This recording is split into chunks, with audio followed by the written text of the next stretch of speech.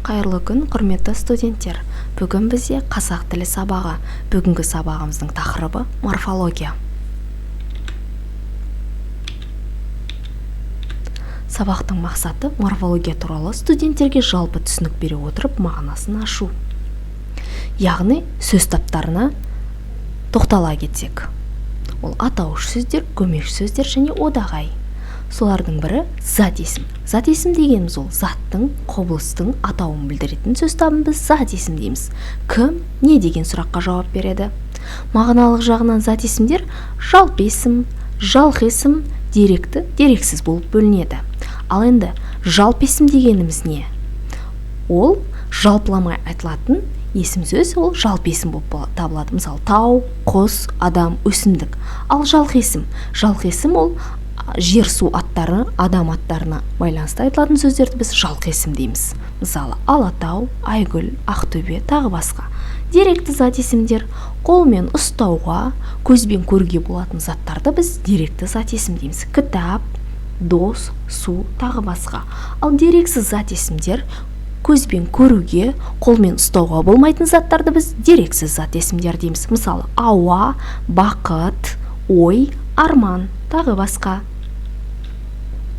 Зат есімнің түрлеріне келер болсақ, негізгі зат есім, туынды зат есім және күрделі зат есім.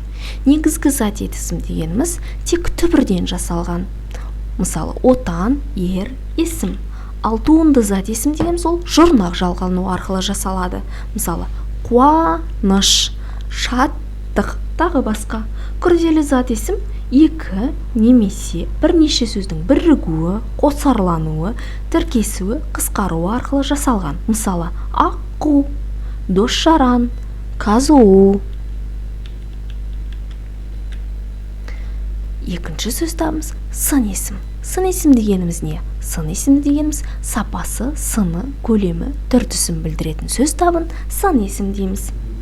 Қандай, қай деген сұраққа жауап береді. Сын есім тұлғасына қарай негізгі сын есім, туынды сын есім болып бөлінеді. Негізгі сын есім дегеніміз, мысалы, әсем, асыл, ақ, сұлу, жақсы, көк, сары, тағы басқа. Ал туынды сын есім арыстандай, сулы, тершең, тұзды, тағы басқа. Дара сын есім мағынасына қарай сапалық сын есім, яғни шырай арқылы түрленеді.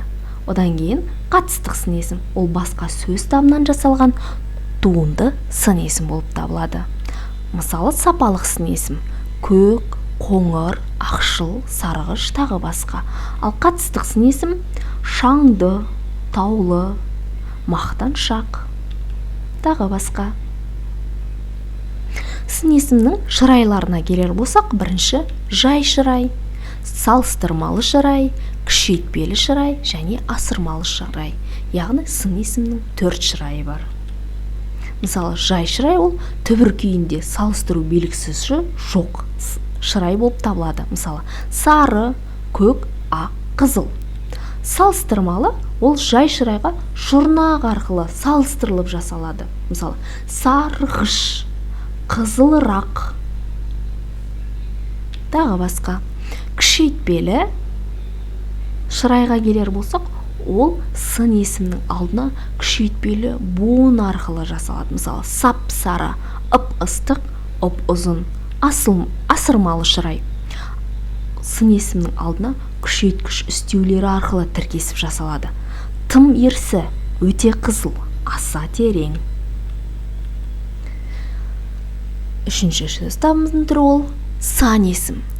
Саны, мөлшері, реті арқылы жасалатын сөз табы сан есім болып табылады. Қанша, неше, нешеу, нешінші деген сұраққа жауап береді. Мысалы, мана суреттен көріп тұрғандай, алмақның саны қанша? 3. Құрамына қарай сан есім дара, күрделі болып бөлінеді. Мысалы, дара сан есім 3, 10, миллион, 5, 20. Күрделі сан есім 5-5-тен 15-36. мағынасына қарай 6 түрі бар сан есімнің. Бірінші есептік сан есім, заттың нақты дәл саны неше қанша екенін білдіретін сан есімнің түрі. Мысалы, мен 11-демін. Екінші реттік сан есім заттың қатар саны арқылы жасалады. Мысалы, нешінші? Ол 5-ші сыныпта оқиды. Жинақтық сан есім заттың жинақтық саны нешеу? Екеуі ән салды. Нешеуі ән салды? Екеуі ән салды. Болжалдық сан есім ол болжау арқылы жасалатын, яғни заттың нақты санын білдірмейді. Мысалы, 10 шақты, 10-ға тарта, 12-лерде келеді деген сияқты. Топтау сан есім заттың топталуы арқылы жасалады. Мысалы, нешеден? Олар 3-3-тен отыр. Нешеден отыр? Ең соңғы сөз бөлшектік сан есім. Бөлшектік сан есім дегеніміз ол яғни бөлшек арқылы жасалады. Алманың 2-ден 1-ін ал. Есімдік заттың санын, сан есімнің орнына яғни зат есім, сын есім, сан есімнің орнына жүретін сөз табы есімдік деп аталады. Кім, не, қалай, қашан, қандай деген сұраққа жауап береді. Мен, сен, сендер, ол, біз, олар. Дара есімдік бір сөзден тұрады.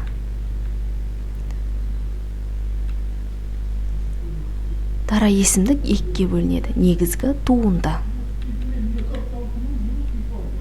Күрделі есімдік біріккен сөз арқылы жасайды. Кейбіреу, әлдекім, қос сөз арқылы, өзді өзі, тіркес сөз арқылы, кей шақта. Жіктеу есімдігі мен, сен, сендер, сіз, олар, біз, біздер. Сілтеу есімдігі ол, сол, бұл, осы, анау. Мысалы, біреуге сілтеу арқылы ол келе жатыр деген сияқты. Сұрау есімдігі, яғни ол кім, не деген сұраққа жауап береді. Өздік есімдігі өз, өзім, өздері деген. Оның жалпылау есімдігі бар, барша, барлық. Болымсыздық есімдігі ештеңе, ештеме, дәнеңе, ешкім, ешқашан. Белгісіз есімдігі әр, қай, біреу. Етістік қимыл іс әрекетті білдіретін сөз табы етістік деп аталады. Не істеді, не істейді, не істемек деген сұраққа жауап береді. Негізгі түбіретістік түбіретістіктен болады. Кел, жүр, ал. Туынды түбіретістік басқа сөз таптарына жұрнақ арқылы жалғанады. Көздеді. Салт етістік табыс септігінде тұрған сөзбен байланыспайтын етістік. Үйге кел, далада ойнап жүр. Ал сабақты етістік керісінше табыс септігінде тұрған сөзбен байланысатын есімдіктің түрі. Киіміңді іл, хат жаз. Үстеу ол іс-қимылдың әртүрлі сапасын, мезгілін, қашан, қайда, қанша, қайдан деген сұраққа жауап беру арқылы жасалады. Шылау сөзбен сөзді, сөйлеммен сөзді, сөзбен сөзді, сөйлеммен сөйлемді байланыстырады. Яғни тіркескен сөзге қосымша мән үстейді. Еліктеу сөздер айналадағы, яғни табиғаттағы дыбыстарды, қимыл амалдарды дәл жеткізетін жәрдемші сөздерді біз еліктеу сөздер дейміз. Елең-елең, жыбыр-жыбыр, сарт-сұрт, гүрс-гүрс. Одағай адамның көңіл күйін жан-жануарларға қарата айтылатын сөз табын одағай дейміз. Ах, бәрекелді, әттең.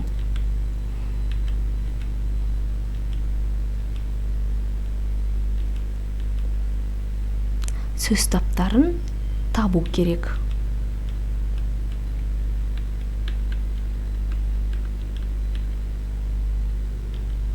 Енді қайталап жіберсек, морфология нені зерттейді?